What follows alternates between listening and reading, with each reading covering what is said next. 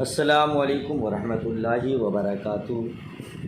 میں محمد عظمت رضا رضوی نظامی، استاد جامعۃ الرضا فاطمۃ الزہرا اونس سورت گجرات، درجہ ثالثہ کی متعلمات سے مخاطب اور ان تمام حضرات سے مخاطب جو بھی اس سبق کو پڑھ رہے ہیں۔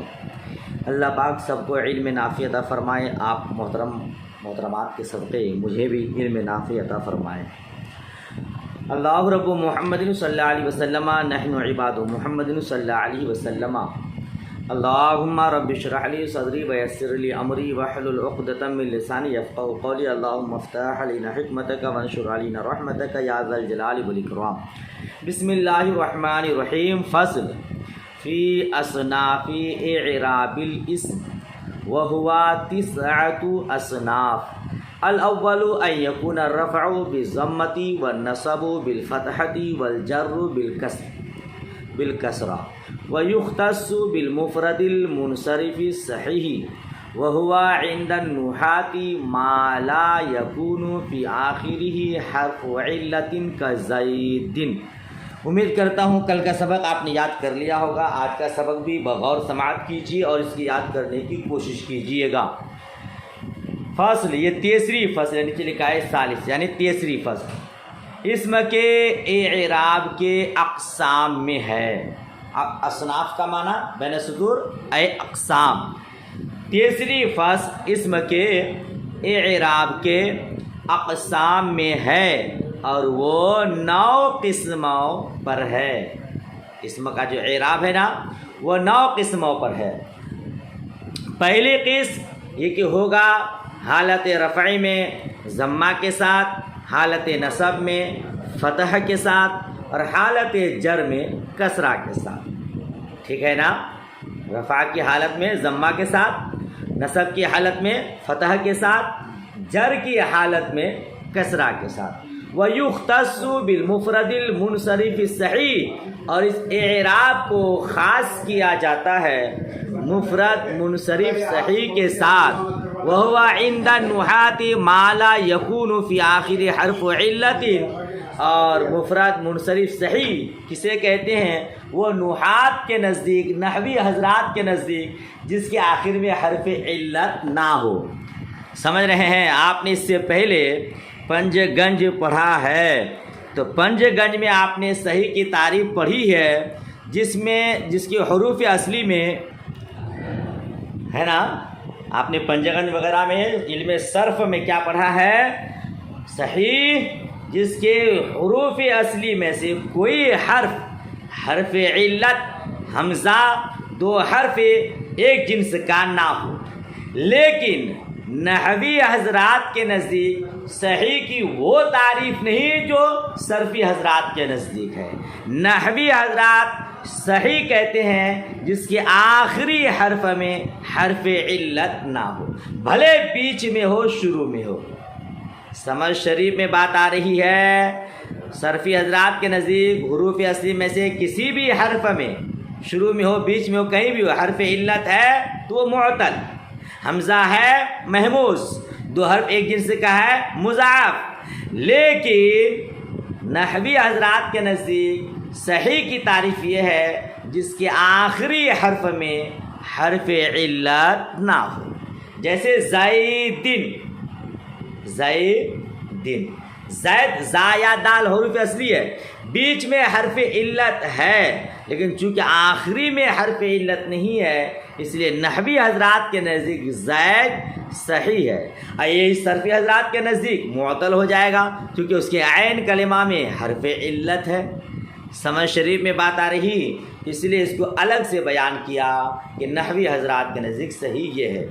اچھا، جو اعراب آپ نے پڑھی حالت رفع میں ضمہ کے ساتھ، حالت نصب میں فتح کے ساتھ، حالت جر میں کسرہ کے ساتھ، یہ مختص ہے مفرد منصرف صحیح کے ساتھ۔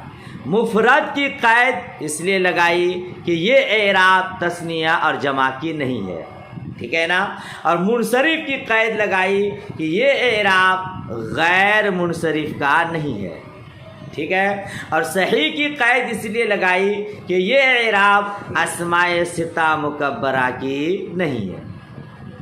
ٹھیک ہے نا. اگرچہ اسماء ستہ مکبرہ مفرد ہو منصرف ہو لیکن وہ صحیح نہیں ہے، لہذا اس کا یہ اعراب نہیں ہوگا. یاد رکھیے گا، مفرد ہو منصرف ہو صحیح ہو تو اس کا یہ اعراب ہوگا حالت رفع میں ضمہ کے ساتھ، حالت نصب میں فتح کے ساتھ، حالت جر میں کسرہ کے ساتھ. ٹھیک ہے نا.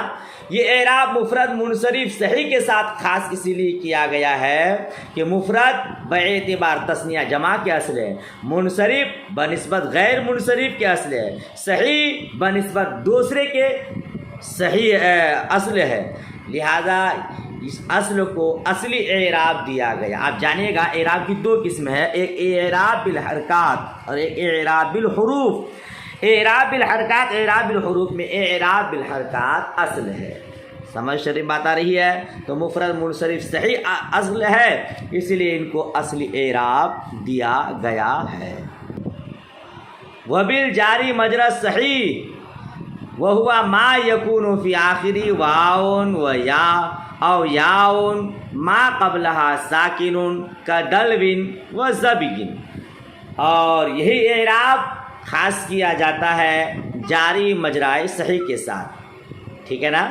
یہ اعراب خاص ہے جاری مجرائے سے. جاری مجرائے سے مطلب صحیح کے قائم مقام کے ساتھ. اور صحیح کا قائم مقام یعنی جاری مجرا صحیح کسے کہتے ہیں؟ جس کے آخر میں واو ہو یا پھر یا ہو اور ان دونوں سے پہلے ساکن ہو. آخری میں واو ہو، واو نہیں تو یا ہو، اور واو اور یا کے پہلے ما قبل ساکن ہو. مثال دیکھیے، دلوین و زبین. ٹھیک ہے نا. دلوین آخر میں واو ہے اور اس سے پہلے لام پر ساکن ہے. زبین آخر میں یا ہے اور اس سے پہلے با پر ساکن ہے. یہ صحیح کے قائم مقام ہے.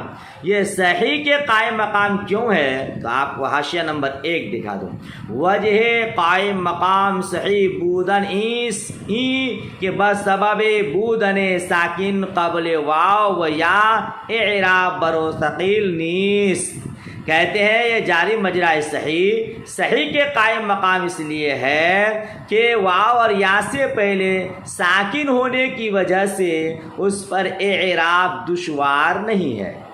جی، دل ون زب ین واو حرف علت ہے مگر اس سے پہلے سکون ہے، ساکن ہے. یا زبین میں یا ہے اور اس سے پہلے با ساکن ہے. سمجھ شریف بات آ رہی؟ تو وہاں حاشیہ میں بتا رہے ہیں چونکہ واو اور یا سے پہلے ساکن ہے، ساکن ہونے کی وجہ سے واو اور یا پر حرکت دشوار نہیں ہے، اعراب دشوار نہیں ہے. تو جس طرح حرف صحیح میں اس میں صحیح میں اعراب دشوار نہیں، اسی طرح اس میں بھی دشوار نہیں. لہذا یہ صحیح کے قائم مقام ہے، صحیح کی طرح ہے. ٹھیک ہے نا. یہ دیکھیے، کوئی لگاتار سفر کرتا رہے، چلتا رہے، اس کے لیے دشواری ہے. لیکن ایک آدمی سفر کر رہا ہے، پیدل چل رہا ہے، جگہ جگہ پہ رک رہا ہے تو اس کو آسانی مل جاتی ہے. چلنے کے بعد کہیں رک گئے تو وہاں سے پھر آپ سفر شروع کر رہے ہیں تو گویا کہ نیا سفر ہو رہا ہے، تازہ سفر ہو رہا ہے، دشواری نہیں ہوتی ہے. دل ان سے سفر شروع ہوا، لام پہ جا کے دال سے شروع ہوا، لام میں رک گئے، پھر واو کی طرف بڑھے تو ایک طرح کا سکون مل گیا، دشواری ختم ہو گئی. اسی اعتبار سے کہا کہ یہ دلوین اور زبین یہ صحیح کے قائم مقام ہے. ٹھیک ہے نا. اچھا آگے پڑھے. دلوین کا معنی ڈول اور زبین کا معنی ہرن. وبالجمع المکسر المنصرف، اور یہی اعراب خاص کیا جاتا ہے جمع مکسر منصرف کے ساتھ. جی جو آپ نے پڑھا حالت رفع میں ضمہ کے ساتھ، حالت نصب میں فتح کے ساتھ، حالت جر میں کسرہ کے ساتھ، یہی اعراب جمع مکسر منصرف کے ساتھ خاص کیا جاتا ہے. جمع مکسر منصرف کسے کہیں گے؟ آپ نے پہلے بھی پڑھا ہوگا، جس میں واحد کا وزن سلامت نہ رہے، جس میں واحد کا وزن سلامت نہ رہے، اس کو کیا کہتے ہیں؟ جمع مکسر۔ تو یہ جمع مکسر منصرف کا اعراب ہے، جمع ہو مکسر ہو سالم نہ ہو، کیونکہ جمع سالم کا اعراب دوسرا ہے، اور وہ منصرف ہو غیر منصرف نہ ہو تو یہی اعراب دیا جاتا ہے۔ جیسے اب تینوں کی مثال دی ہے، صحیح کی، جاری مجرائے صحیح کی، اور جمع مکسر منصرف کی، تینوں کا اعراب یہی ہے، اور تینوں کا اعراب اس لیے یہی ہے یہ تینوں بنسبت دوسرے کے اصل ہیں، ٹھیک ہے نا؟ جیسے جاءنی زید و دلو و زبی و رجال و رأیت زیدا و دلوا و زبیا و رجالا و مررت بزید و دلو و زبی و رجال۔ جاءنی زید، آیا میرے پاس زید و دلو اور ڈول و زبی اور ہرن و رجال اور مرد لوگ، آدمی لوگ۔ ورأیت، اور میں نے دیکھا زید کو، و دلون اور ڈول کو، زبین ہرن کو، رجالن آدمیوں کو۔ میں گزرا زید کے پاس اور ڈول کے پاس اور ہرن کے پاس اور آدمیوں کے پاس سے۔ جانے زیدن، یہ صحیح کی مثال، مفرد منصرف صحیح کی مثال۔ دلون زبیون، یہ جاری مجرائے صحیح کی مثال۔ رجالن جمع مکسر منصرف کی مثال، ٹھیک ہے نا؟ تینوں مثالوں کو، تینوں قسموں کی مثالوں کو ایک ساتھ بیان کر دیا، چونکہ تینوں کا اعراب ایک ہی ہے۔ ورأیت زیدن و دلون و زبین و رجالا، زیدن مفرد منصرف صحیح کی مثال، دلون اور زبین یہ جاری مجرائے صحیح کی مثال، رجالن جمع مکسر منصرف کی مثال حالت نصب ہے۔ ومررت بزید، پھر اسی ترتیب سے، ٹھیک ہے؟ یہ تینوں اعراب ہو گیا، مفرد منصرف صحیح، جاری مجرائے صحیح، جمع مکسر منصرف۔ آپ سے کوئی پوچھے مفرد منصرف کا اعراب کیا ہے تو یہی بتانا ہوگا، جاری مجرائے صحیح کا اعراب کیا ہے تو یہی بتانا ہوگا، جمع مکسر منصرف کا اعراب کیا ہے تو یہی بتانا ہوگا، حالت رفع میں ضمہ کے ساتھ، حالت نصبی میں فتح کے ساتھ، اور حالت جری میں کسرہ کے ساتھ، ٹھیک ہے؟ آگے بڑھیے۔ الثانی ان یکون الرفع بالضمۃ والنصب والجر بالکسرۃ ویختص بالجمع المؤنث السالم، تقول ہن مسلمات ورأیت مسلمات ومررت بمسلمات۔ دوسری قسم 9 قسموں پر ہے، پہلی قسم آپ پڑھ چکے، دوسری قسم ہوگا حالت رفع میں ضمہ کے ساتھ، حالت نصب اور جر میں کسرہ کے ساتھ، اور اسے خاص کیا جاتا ہے جمع مؤنث سالم کے ساتھ، اس کو خاص کیا جاتا ہے جمع مؤنث سالم کے ساتھ۔ جیسے ہن مسلمات، تقول آپ کہیں گے ہن مسلمات، رأیت مسلمات، مررت بمسلمات، جمع مؤنث سالم کا یہ اعراب ہوا حالت ضمہ میں، رفع میں ضمہ کے ساتھ۔ حالت نصب اور جر میں جمع مؤنث سالم وہ جمع جس کے آخر میں الف اور تا ہو، ٹھیک ہے؟ یہ دیکھیے حاشیہ چاروں کہ در آخرش الف و تا باشد، جس کے آخر میں الف اور تا ہو۔ وہ ہرگاہ حرف آخر قابل اعراب بالحرف نبود بنا چاری اعراب بالحرکت دادا شد، کہتے ہیں کہ اس کے آخری میں جو حرف ہے وہ اعراب بالحرف کا قابل نہیں ہے، اس لیے اسے اعراب بالحرکت دے دیا گیا۔ کیا مطلب؟ بھائی جمع مؤنث سالم، جمع مفرد اصل ہے، جمع فرع ہے، تثنیہ جمع، اور جمع مذکر سالم، مذکر سالم اصل ہے، اب مؤنث سالم فرع ہے۔ تو اب اعتراض یہ ہوتا ہے کہ یہ فرع ہے تو اس کو فرعی اعراب یعنی اعراب بالحروف کیوں نہیں دیا گیا؟ جی جمع باعتبار مفرد کے فرع ہے، اور مؤنث سالم مذکر سالم کے بنسبت فرع ہے، فرع کو فرعی اعراب یعنی اعراب بالحروف دینا چاہیے۔ اسی کا جواب لکھا، چونکہ اس کے آخری میں کوئی حرف ایسا نہیں ہے جو اعراب بالحروف کو قبول کرے، لہذا مجبوری کے تحت اعراب بالحرکات دیا گیا، ٹھیک ہے نا؟ ہنہ مسلمات یہ حالت رفع میں ہے، اور ورأیت مسلمات یہ حالت نصب میں ہے۔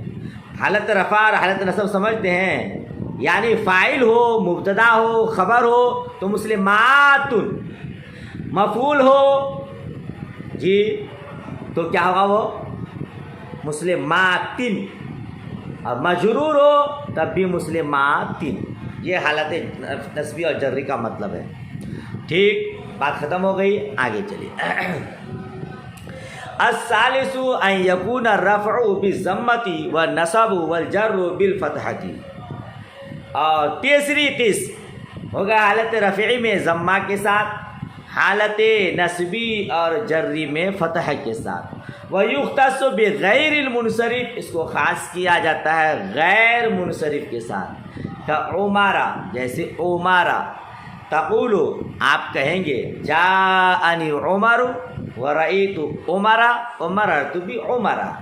جاءنی عمر، آیا میرے پاس عمر، آنے والا عمر ہے. جا کا فاعل عمر ہے تو حالت رفیع میں ہے. رأیت عمر، میں نے دیکھا عمر کو.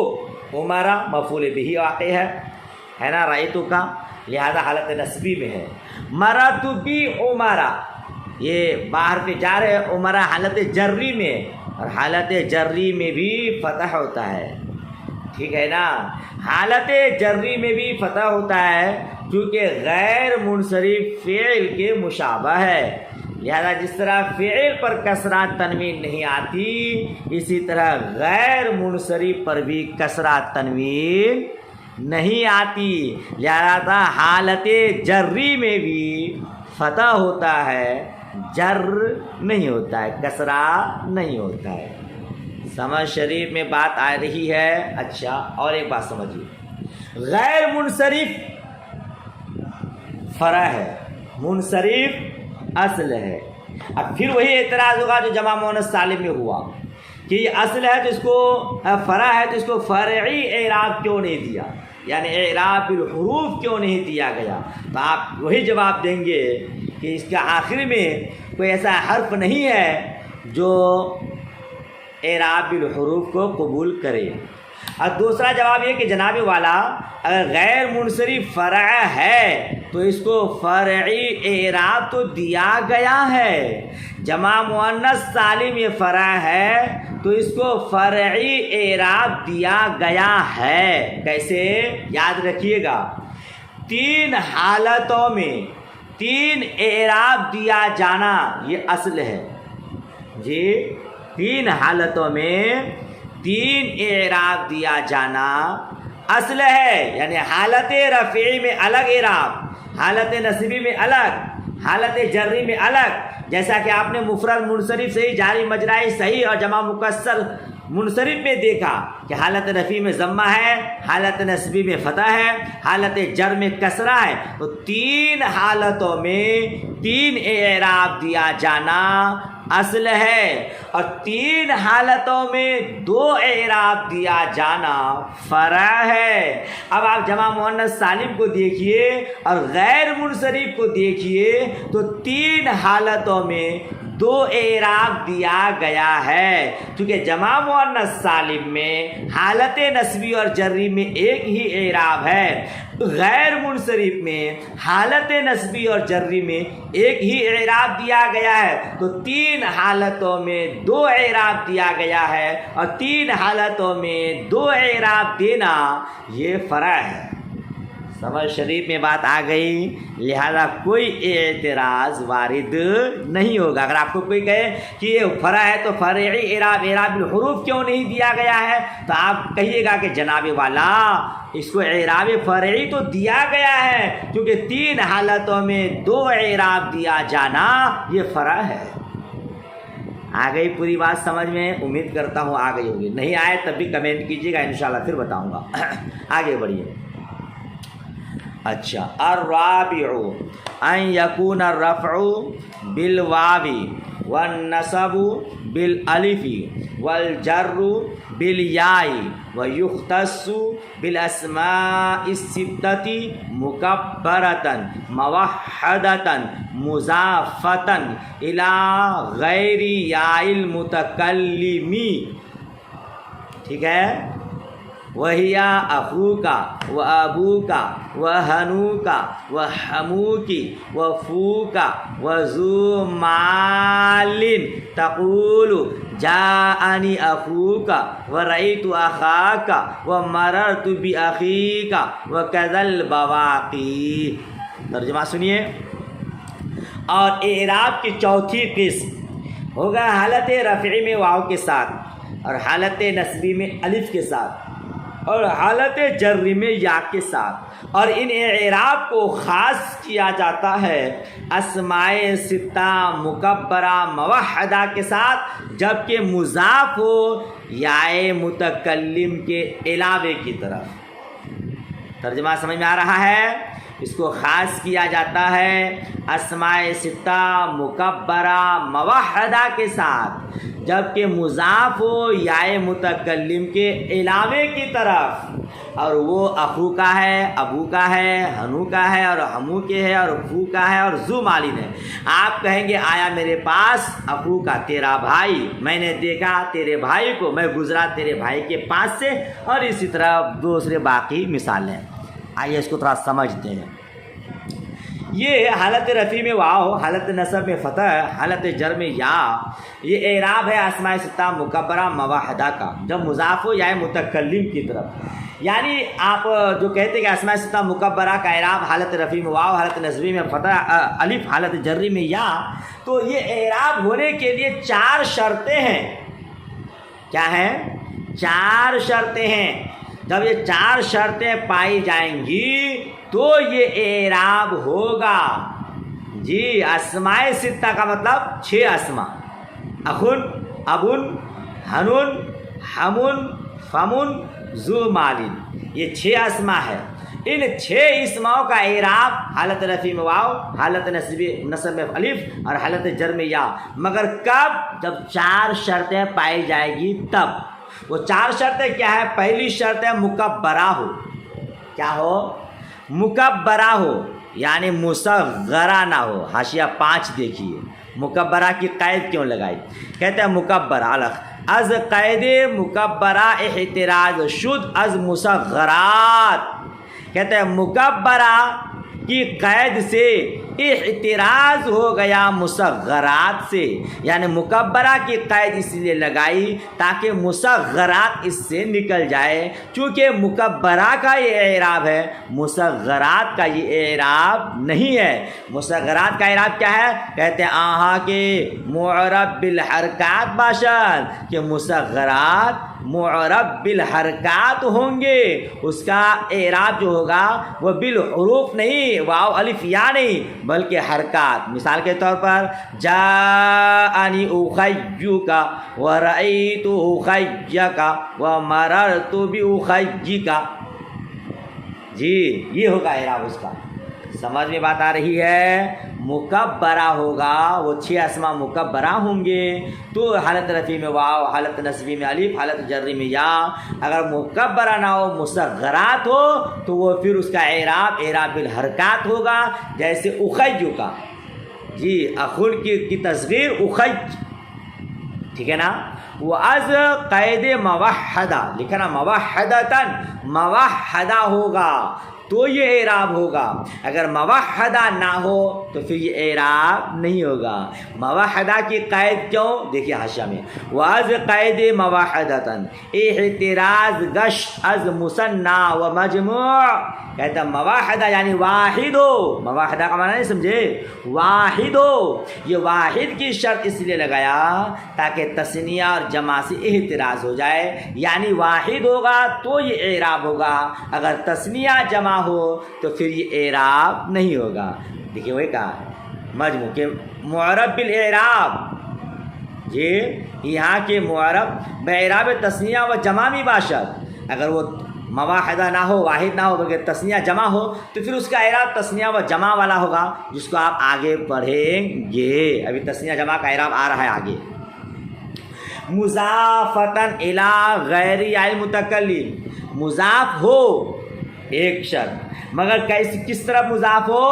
یائے متکلم کے علاوے کی طرف۔ معلوم یہ ہوا کہ اگر مضاف ہو مضاف نہ ہو تب بھی یہ اعراب نہیں ہوگا، مضاف ہو مگر یائے متکلم کے علاوے کی طرف نہیں بلکہ یائے متکلم کی طرف مضاف ہو تب یہ اعراب نہیں ہوگا۔ دیکھ لیجئے اس کو بھی حاشیہ میں، واز قید مضافتن اعتراض شد از غیر مضاف، کہتے ہیں مضاف سے مضافتن کی قید سے اعتراض ہو گیا، بچ گیا غیر منصرف سے کہ معرب بالحرکات باشن، تو غیر منصرف بولا غیر مضاف سے، مضافتن کی قید سے اعتراض ہے ہو گیا غیر مضاف سے، مضاف ہوگا، یہ 6 اسماء مضاف ہوں گے تو یہ اعراب ہوگا، اگر مضاف نہ ہو تو پھر یہ اعراب نہیں ہوگا بلکہ اعراب بالحرکات کے ساتھ معرب ہوں گے۔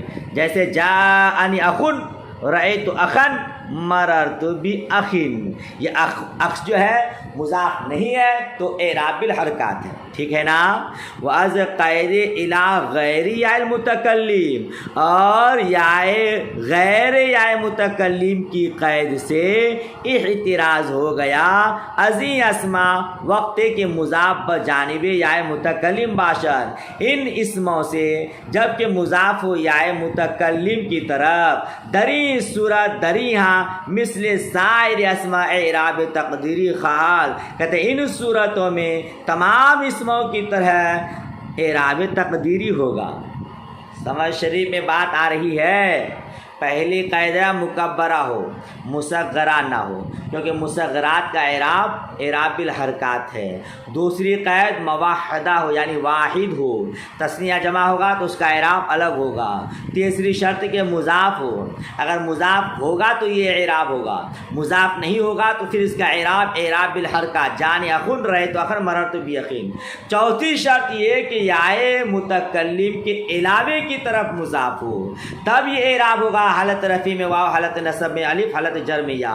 اگر یائے متکلم کی طرف مضاف ہو تب پھر یہ اعراب نہیں ہوگا بلکہ اعراب تقدیری ہوگا، جاءنی اخی رأیت اخی مررت باخی۔ سمجھ شریف میں بات آ رہی ہے۔ تو اسماء ستہ مکبرہ کا اعراب یہ حالت رفع میں واو، حالت نصب میں الف، حالت جر میں یا کب ہوگا؟ جب مکبرہ ہو، موحدہ ہو، یا غیر متکلم کی طرف مضاف ہو، ٹھیک ہے۔ مثال دیکھیے، وہ اسماء ستہ کون ہے؟ اسماء ستہ سمجھنا 6 اسماء، وہ ہے اخو کا، ابو کا، ہنو کا، ہمو کی، خو کا ذو مال، اخو کا تیرا بھائی، ابو کا تیرا باپ، ٹھیک ہے نا۔ ہنو کا معنی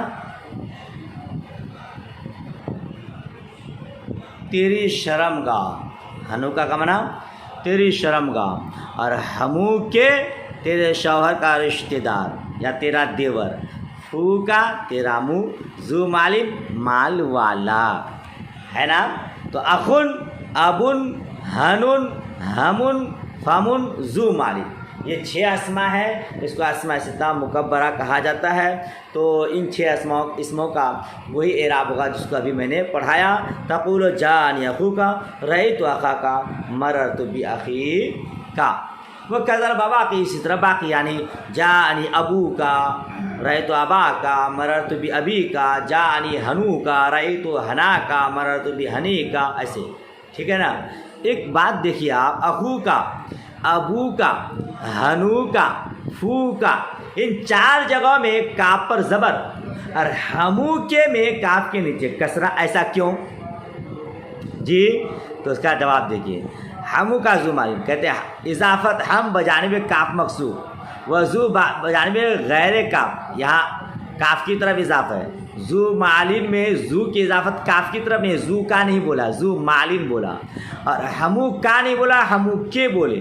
تو ان دونوں کی وجہ بتا رہے ہیں، وجہ ہے کہ ہمن قریب زن باشد، ہمن جو ہے یہ عورت کا قریبی رشتہ دار، از جانب زوج شوہر کی جانب سے، عورت کے رشتہ دار کو کہتے ہیں۔ تو عورت کے لیے کاف مقصور آتا ہے، خطاب ہے نا، تو یعنی تیرا دیور اگر بنانا ہو تو کس کو کہیں گے؟ ہمو کے تیرا دیور، تیرے شوہر کا قریبی رشتہ دار. تو عورت کے لیے کاف خطاب مقصود کسرہ کے ساتھ آتا ہے اس لیے. اور ذو مالن، ذو ہمیشہ اس میں جنس کی طرف مضاف ہوتا ہے. وہ اما ذو بسبب ہی کہ موضوع برائے اتصاف چیزیں اس میں جنس کہتے ہیں. ذو ہمیشہ اس میں جنس کی طرف مضاف ہوتا ہے، ٹھیک ہے نا، ضمیر کی طرف مضاف نہیں ہوتا ہے. اس لیے آپ ذو کا نہیں بولا، ذو مالن بولا. سمجھ شریف میں بات آ گئی. چلیے آج اتنی ہی یاد کیجئے، کیونکہ آپ کو زبانی یاد کرنی ہے اور اس کو آپ اچھے سے یاد کر لیں گے تو انشاءاللہ آپ عبارت کہیں بھی پڑھیں گے تو اعراب کی تخصیص کر لیں گے، عبارت آپ کی درست ہو جائے گی. اللہ پاک سب کو علم نافع عطا فرمائے. دعا خیر میں یاد. اللہ حافظ. خدا حافظ.